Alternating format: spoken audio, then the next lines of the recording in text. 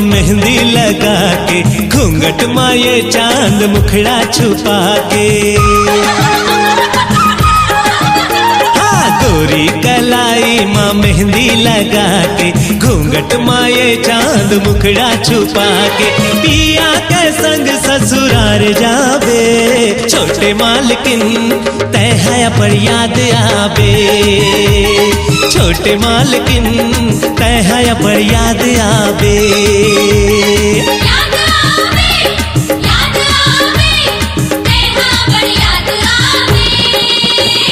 छोटे मालकिन तैहा बड़ी याद आवे।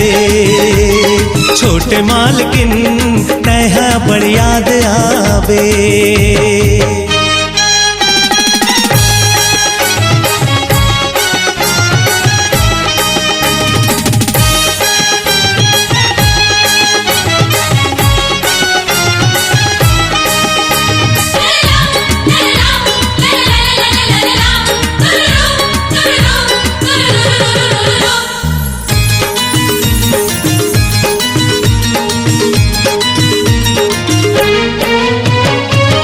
बिना सुनना हो जाहे घर अंगना, देखे बतोला तरस जाही नैना।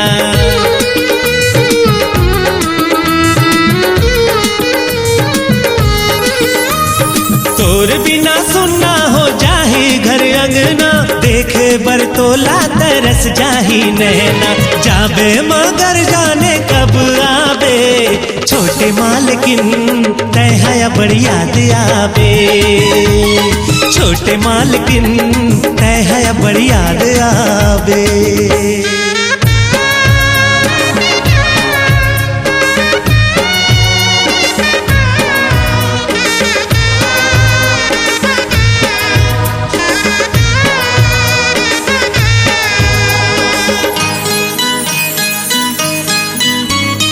बहनी दुलारिन ते हंस दिल के टुकड़ा, कैसे के करियो बेदा में हथोला।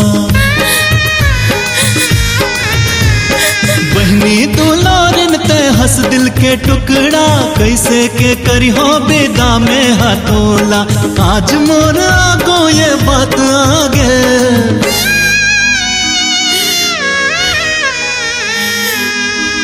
छोटे मालकिन तैहा बड़ी याद आवे।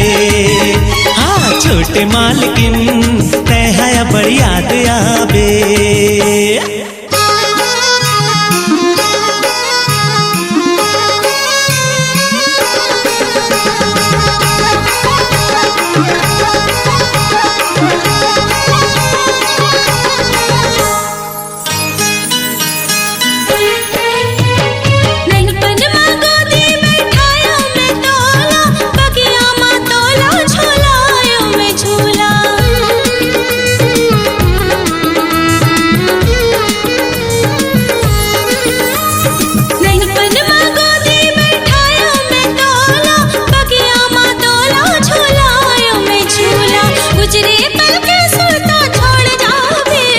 छोटे मालकिन तैहा बड़ी याद आवे। छोटे मालकिन तैहा बड़ी याद आवे।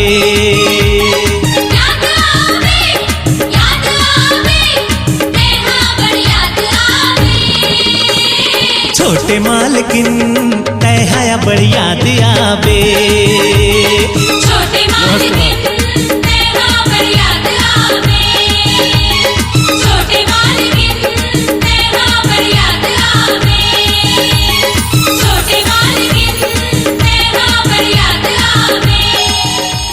वीडियो वर्ल्ड रायपुर चैनल को सब्सक्राइब करिए, भूलिएगा नहीं। वीडियो वर्ल्ड रायपुर चैनल को सब्सक्राइब करिए।